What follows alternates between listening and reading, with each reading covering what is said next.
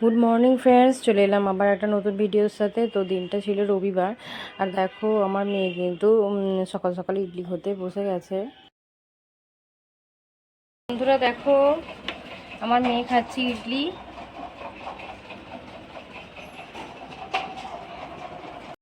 এলো নাচের স্কুল থেকে, এবার আঁকা আছে, যাবে। একটা ফটো তুলে নি, দেখি দেখি খ্যাসকা। মুড়ি টুড়ি খাবো, ওই মেয়েটার ব্যাগটা রেডি করে দিই আঁকার, তারপরে আর কি রেডি করে দেবো। যেহেতু আজকে রবিবার, তো মেয়ে দেখো ঝোল ফুটেই এসেছে, মাংসের ঝোলটা করে নিলাম। আর অন্যান্য কাজকর্ম হয়ে গেছে, বাসন মাজার কাছাকাছি। তো এবার স্নান টান করে নেব। আর মেয়েরা একটু খেলছে এখানে। গুলু এসেছে, তোতা এসেছে, দুলদুল করছে।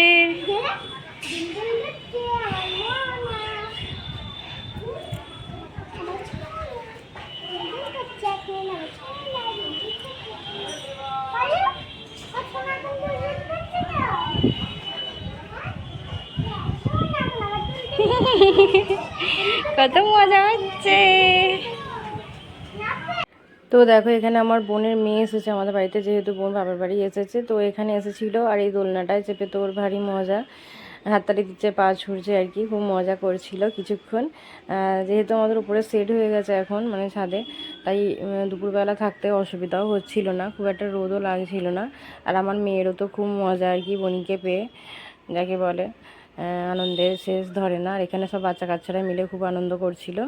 আর দেখো, এটা হলো আমাদের আজকে দুপুরের মেনু। দুপুরে হয়েছিল নোটে শাক ভাজা, আর এই যে অম্বল, পুঁটি মাছের ঝাল, মাংস, আর এদিকে মুসুরির ডাল সিদ্ধ। তো এই ছিল আজকে আমাদের দুপুরের মেনু।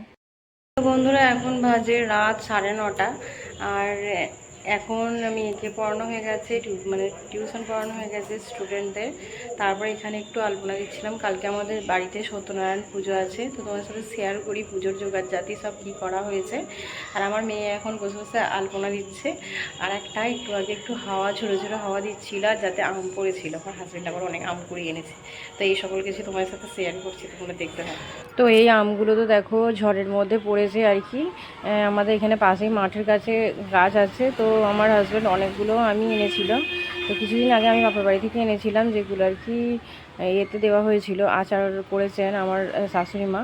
আর এখানে দেখো, কালকে আমাদের অক্ষয় তৃতীয়া দিন বাড়িতে সত্যনারায়ণ হবে, তাই পুজোর আয়োজন চলছে। আমার শাশুড়ি মা বসে চন্দন বাড়ছেন, আর এদিকে আরও পূজার সব মানে জোগাড় জাতি রয়েছে।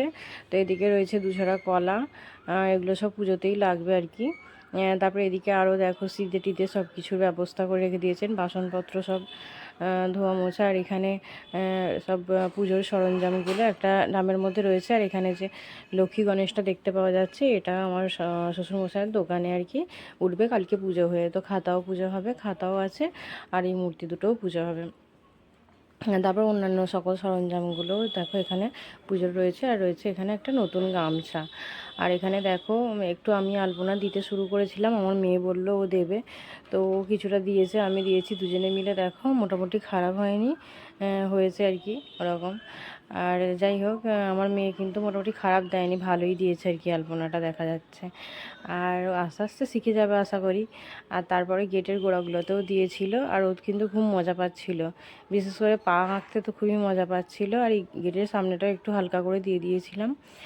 আর এইখানে আমার মেয়ে কিছুক্ষণ ধরে দেওয়ার পর ও গেটের সামনেটা কিছুটা দিয়েছিল। তারপরে দেখো, এখানে কালকে হোমযজ্ঞ হবে বাড়িতে, হোম হবে আর কি, যজ্ঞ নয় সরি, হোম হবে। সেই হোমেতে আর কি এখানে লাগবে কী বলে, জগডুম্বুরের ডাল, এই সকল রয়েছে এখানে, বেলপাতাও আছে।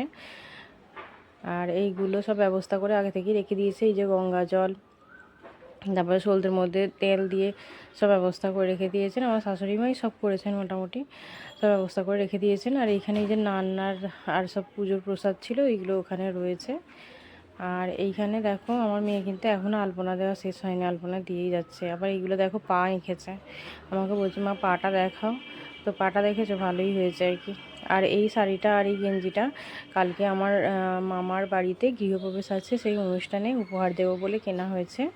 তো শাড়িটা কেমন হয়েছে বন্ধুরা দেখো, ইয়েলো কালারের সঙ্গে লাল পাড়, আমার তো বেশ পছন্দ হয়েছে। আর আমার মামি একটু ফর্সা টাইপের, এসব লাল টাল পরলে আর কি ভালোই লাগবে, আরও এইভাবেই আর কি নিলাম। আর এই গেঞ্জিটা আমার মামার জন্য। তো আজকের মতন টাটা, আর পরে